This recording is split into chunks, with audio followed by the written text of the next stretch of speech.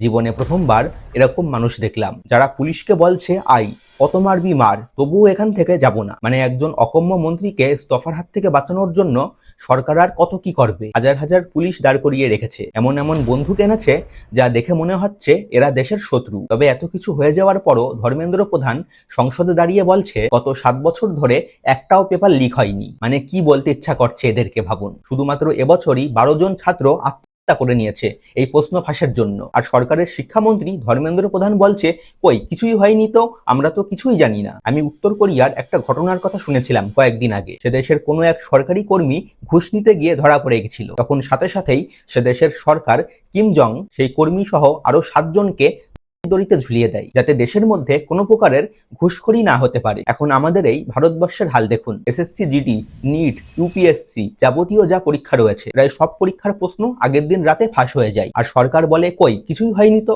আমরা তো কিছুই জানি না।